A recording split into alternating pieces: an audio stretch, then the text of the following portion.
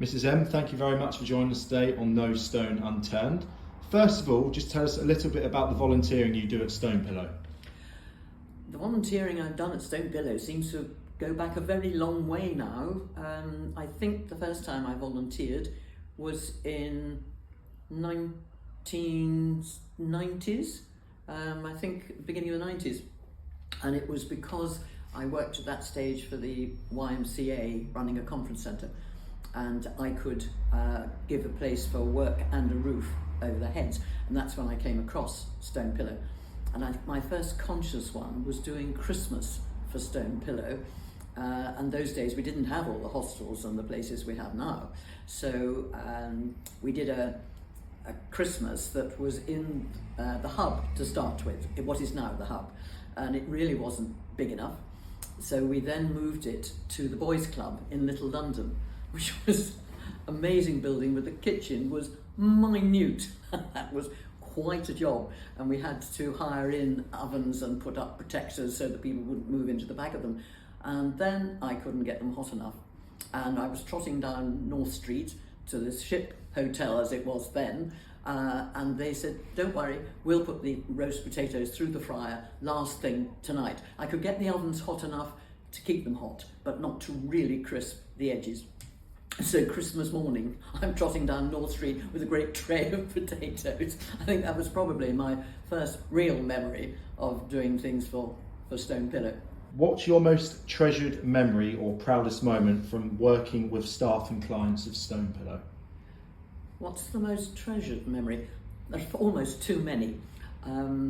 Throwing myself out of a perfectly serviceable aircraft attached to somebody over near Salisbury to do a skydive to raise money for Stonepillow.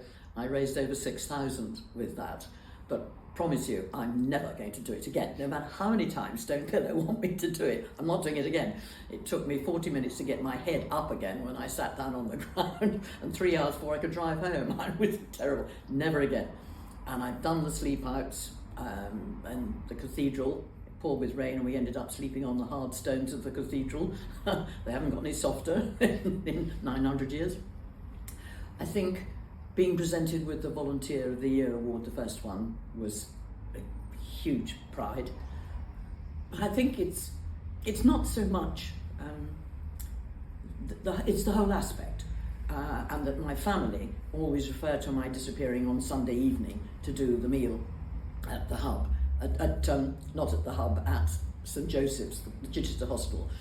They're known as my Sunday family, and I think that's more than anything. What are the most rewarding aspects of volunteering at Stonepillow? The most rewarding aspects?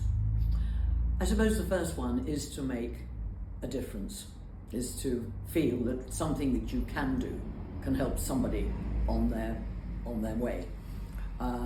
It's very rewarding when you walk into the hub, or I go into St Joseph's, whoops, I probably get into trouble for saying that, the Chichester Hostel, and people say, oh hi, good to see you, and you feel that you brighten somebody's day.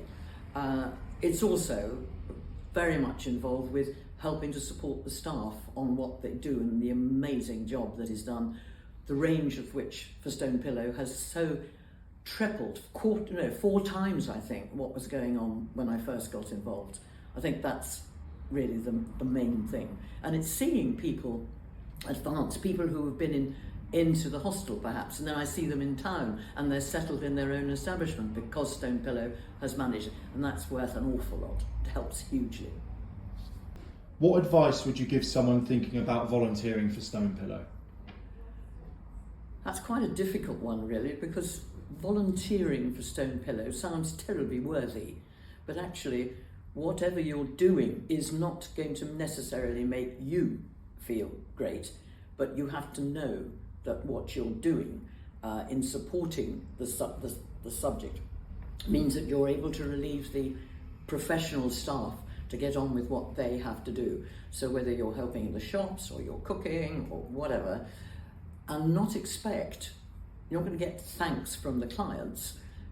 You've got to know that you want to do it because you want to help the Stonepillow organisation, help the people who are in front of you move on. And if that means you have to take quite a lot of bad language sometimes, quite a lot of amusement, sometimes you'll hear some terrible stories, you don't pass them on, you don't ask questions, you just get on with doing whatever you have volunteered to do.